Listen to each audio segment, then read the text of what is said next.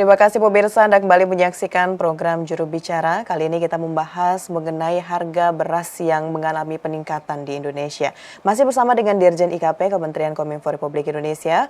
Pak Dirjen, tadi sudah saya sedikit sampaikan di awal sebelum jeda bahwa apakah permasalahan pemberian bansos ini yang bisa dikatakan jor-joran sebelumnya Pak Dirjen menjadi salah satu penyebab dari langkanya atau tingginya harga beras di Indonesia saat ini, Pak?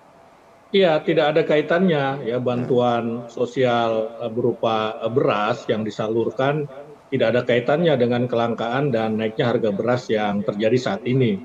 Ya. Bantuan pangan tersebut sebetulnya adalah bansos El Nino ya. Jadi tadi kan dikatakan El Nino ini menyebabkan produksi beras kita atau musim tanam kita ini kan mundur sehingga pasokan berasnya ini kan berkurang. Nah, kita memberikan bantuan ya kepada masyarakat yang terdampak El Nino, ya masyarakat yang masuk kategori penerima bantuan sosial ya atau kategori masyarakat miskin. Nah, justru ya dari sisi lain ini menunjukkan kehadiran negara untuk masyarakat yang membutuhkan. Nah, ini juga bisa mengendalikan harga ya karena suplainya ini lewat bansos ke masyarakat begitu. Nah, kemudian bansos diberikan tadi kepada masyarakat yang terdampak gangguan pasokan beras karena El Nino tadi itu. Namanya ini kan sering sekali disebut bansos El Nino ya.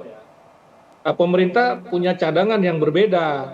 Jadi beras yang diberikan untuk bantuan sosial itu bukan beras yang untuk dijual atau dikonsumsi oleh masyarakat di sentra-sentra beras atau di pasar-pasar begitu.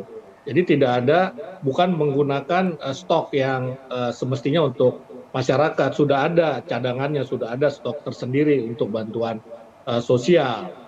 Ya, ini sebetulnya sudah diatur di dalam Peraturan Presiden Nomor 125 Tahun 2022 tentang pengelolaan cadangan pangan pemerintah. Jadi bansos juga bagian dari upaya untuk menstabilkan harga, bukan penyebab kelangkaan itu sendiri begitu. Baik, berarti sekali lagi kita garis bawahi Pak Dirjen bahwa bantuan sosial yang kemarin ini diberikan oleh pemerintah itu adalah untuk memberikan bantuan kepada masyarakat khususnya yang terdampak oleh fenomena El Nino begitu Pak ya. Lalu Pak Dirjen, kalau pemberian bansos tadi termasuk salah satu upaya pemerintah untuk stabilisasi harga beras, kira-kira hal lain yang dilakukan oleh pemerintah untuk bisa stabilisasi harga beras di Indonesia apalagi Pak Dirjen? Ya, jadi pemerintah melakukan operasi beras ya untuk stabilisasi harga, gitu ya.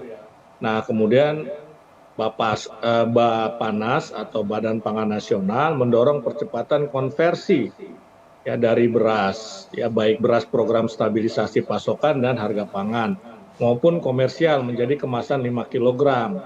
Nah, lalu segera kirim ke pasar tradisional, pasar retail modern. Jadi semua elemen ekosistem beras nasional mulai dari penggilingan padi, pedagang, termasuk retail, BUMN, BUMD, ini akan memasok beras dalam kemasan 5 kilogram, ya ini akan dipercepat begitu.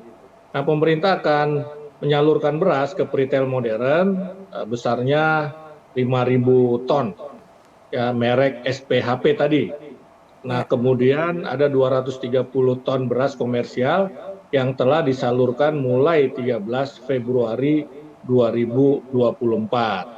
Nah, pemerintah juga tetap menjalankan program bantuan pangan yang menyasar 22 juta keluarga. Nah, pada program ini setiap keluarga menerima sebanyak 10 kilogram beras. Kemudian kita punya juga gerakan pangan murah.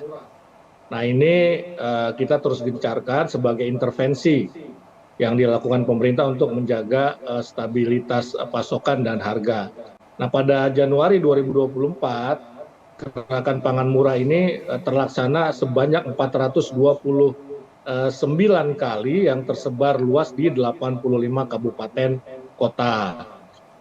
Sementara GPM di Februari ditargetkan terlaksana sebanyak 234 kali di 65 kabupaten kota dan tentu saja bisa bertambah. Nah, pemerintah juga akan membuka keran impor beras dari Thailand sebanyak 2 juta ton untuk menambal kebutuhan dalam negeri.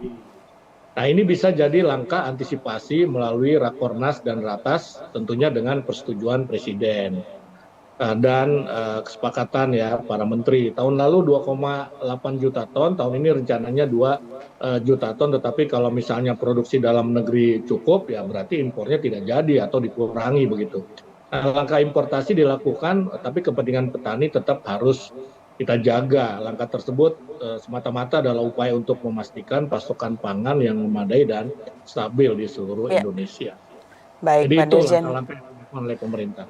Baik, tentu kita harapkan dengan langkah-langkah yang sudah disampaikan tadi benar-benar bisa menghilangkan permasalahan tingginya harga beras yang mencekik banyaknya masyarakat Indonesia hingga saat ini. Baik Pak Dirjen, kita akan jeda pariwara sejenak. Usai ini kita akan kembali bahas mengenai harga beras bikin cemas. Pemirsa jangan kemana-mana, tetap di program Juru Bicara.